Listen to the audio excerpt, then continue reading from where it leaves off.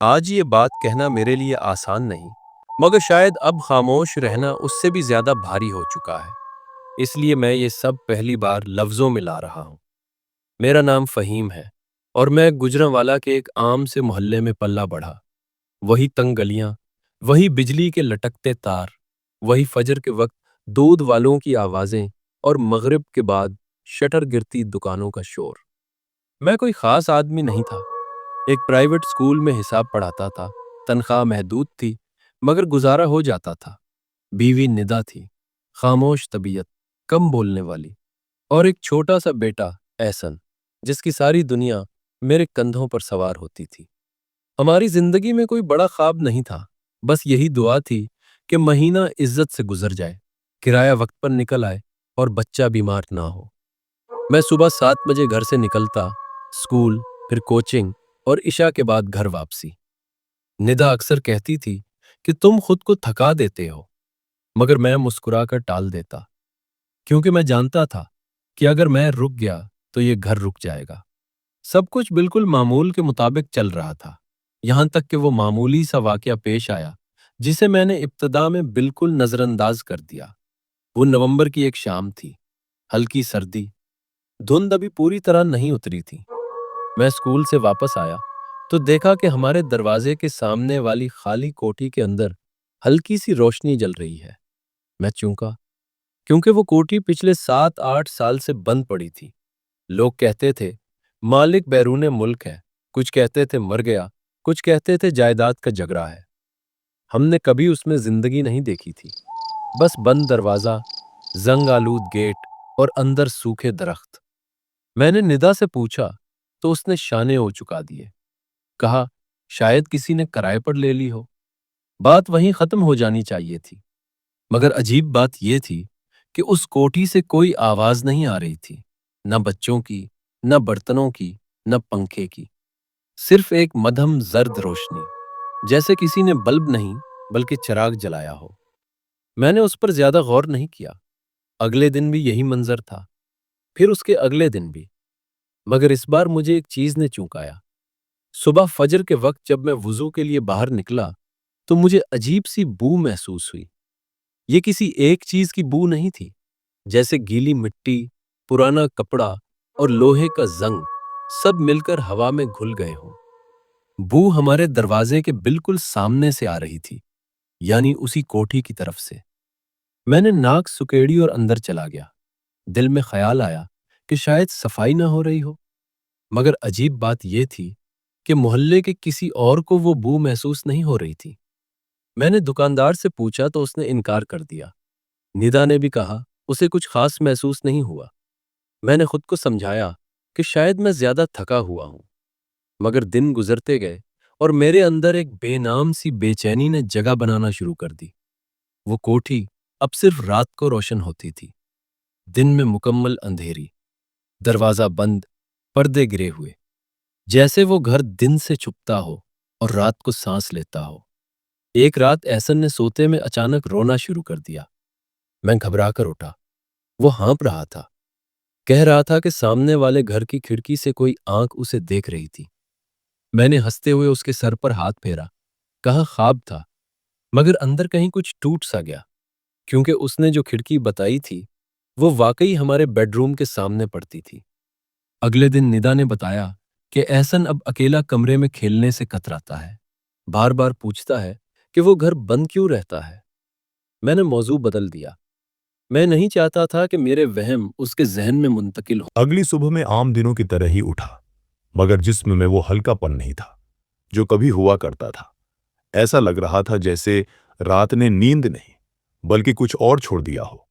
निदा ने नाश्ता मेज पर रखा तो मैंने पहली बार महसूस किया कि अंडे की बो मुझे मुतली दे रही है। वही बासी सी, नमदार बो जो पिछले कुछ दिनों से फज्र के वक्त महसूस हो रही थी। मैंने कुछ कहे बगैर नाश्ता छोड़ दिया। निदा ने गौर से मेरी तरफ देखा, मगर सवाल नहीं किया। शायद वो भी ये समझ रही थी कि ये सब माली दबाव और थिकन का नतीजा है। मैं एहसन को स्कूल छोड़ने निकला तो सामने वाली कोठी पर गैर इरादी तौर पर नजर चली गई। दिन के उजाले में वो और भी ज्यादा बेजान लग रही थी, जैसे कोई खाली खूल हो। गेट पर ताला नहीं था, मगर दरवाजा अंदर से बंद दिखाई देता था। शीशों पर मोटी गर्द जमी थी, मगर अंदर कहीं कोई चीज जलने के आसार थे, जैसे कोई रोशनी खुद को छिपाने की कोशिश कर रही हो। मैंने नजरें हटा लीं और खुद को डांटा कि मैं बुलावजा उस तरफ देख रहा हूं। स्कूल पहुंचकर भी मेरा दिल पढ़ाने में न लगा। बच्चों के सवाल मुझे सुनाई दे रहे थे, मगर दिमाग कहीं और था। बार बार वो ख्वाब याद आ रहा था, फर्श पर लिखा हुआ मेरा नाम। मैंने उसे महज ज़हनी खेल समझने की कोशिश की, मगर अंदर कहीं एक खौफ बैठ चुका था जो दलील से नहीं मान रहा था। दोपहर को कोचिंग से वापस आया तो निदा ने बताया कि सुबह एक औरत आई थी। उसने दरवाजे पर दस्तक दी, मगर जैसे ही नूदा ने अंदर से पूछा कौन है, वो खामोश हो गई। फिर कुछ देर बाद कदमों की आवाज आई और वो चली गई। मैंने चौंक कर पूछा कैसी औरत थी।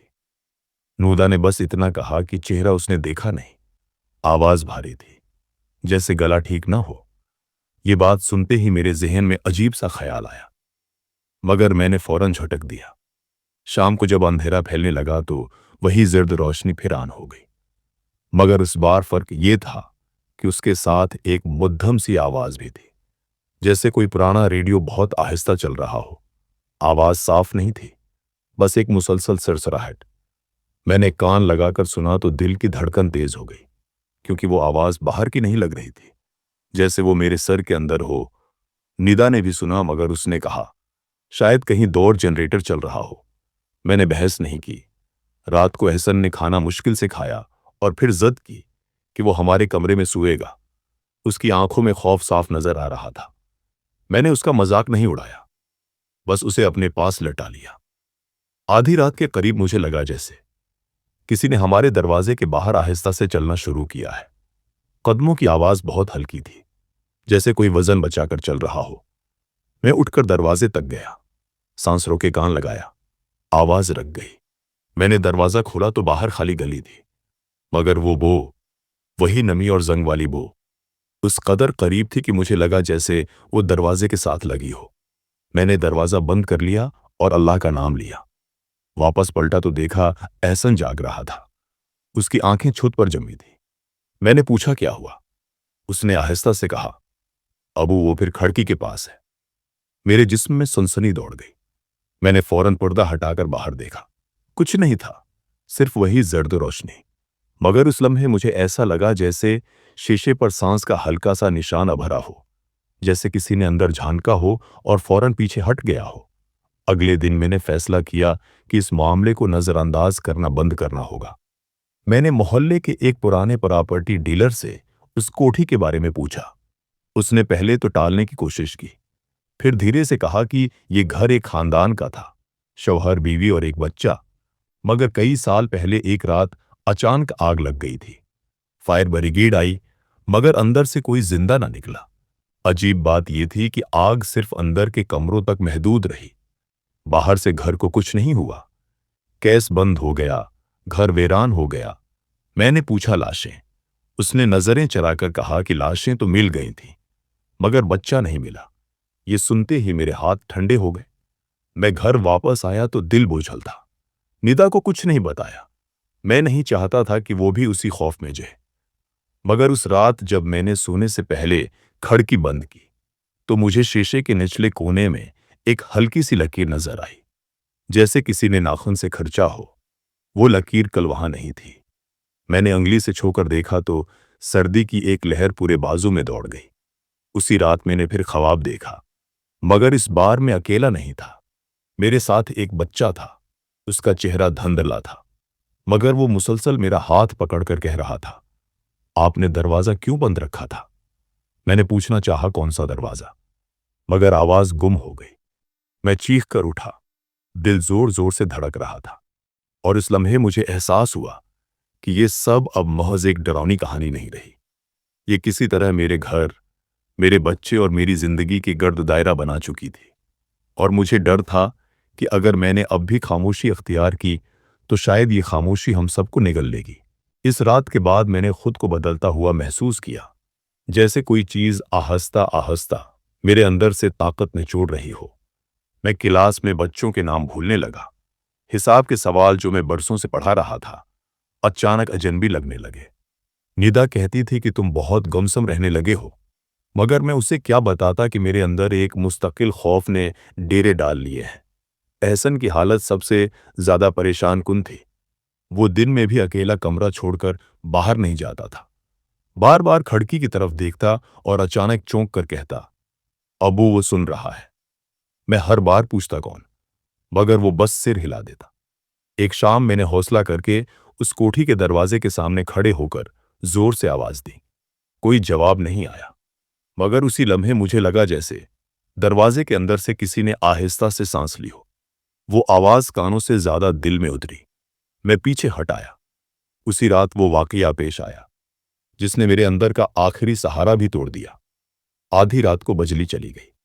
मोहल्ला अंधेरे में डूब गया, मगर सामने वाली कोठी की जर्द रोशनी बदस्तूर जलती रही।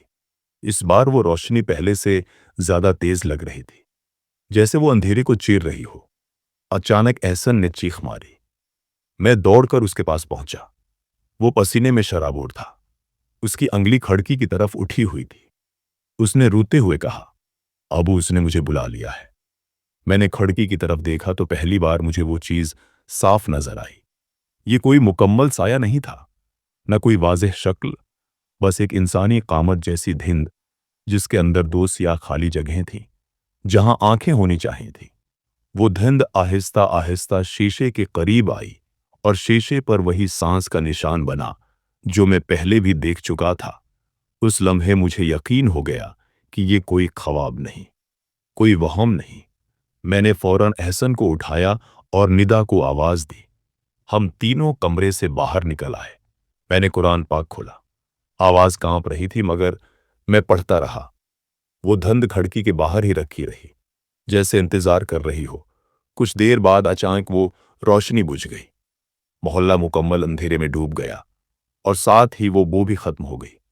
अगली सुबह मैंने फैसला कर लिया, हम यहां मजीद एक दिन भी नहीं रहेंगे। मैंने स्कूल से छुट्टी ली। निदा ने खामोशी से सामान बांधा। एहसन एक लफ्ज नहीं बोल रहा था। जब हम निकलने लगे तो मैंने आखिरी बार उस कोठी की तरफ देखा। दिन के अजाले में वो बिल्कुल खाली थी। कोई रोशनी नहीं, कोई हरकत नहीं, जैसे सब कुछ कभी था ही नहीं। हम शहर के दूसरे हिस्से में एक छोटे से मकान में मुंतकिल हो गए। वक्त गुजरता गया। एहसन आहिस्ता आहिस्ता नॉर्मल होने लगा, मगर मैं जानता था कि ये सब पीछे नहीं छोड़ा। कई महीने बाद एक दिन मुझे उसी मोहल्ले के एक जानने वाले का फोन आया। उसने बस इतना कहा, फहीम भाई, वो सामने वाली कोठी गिरा दी गई है। बुनियाद में से एक पुराना दरवाजा निकला है। अंदर बच्चों के खिलौने मिले हैं और दीवार पर किसी ने नाखून से एक नाम लिख रखा था।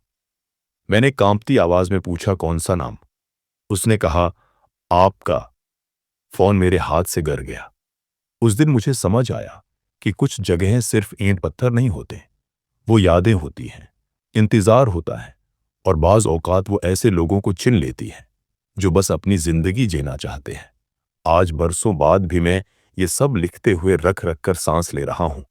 मैं इस घर से निकल आया, मगर वो सवाल आज भी मेरे साथ है कि अगर मैंने पहला दरवाजा वक्त पर खोल दिया होता तो शायद कोई साया आज भी रोशनी का मुंतजर ना होता। और यही एहसास मेरे लिए सबसे बड़ा खौफ है। अगर आपको आज की कहानी पसंद आई हो तो लाइक और सब्सक्राइब जरूर करें और बेल आइकन पर क्लिक करें ताकि आने वाली कहानियों का नोटिफिकेशन आपको मिलता रहे।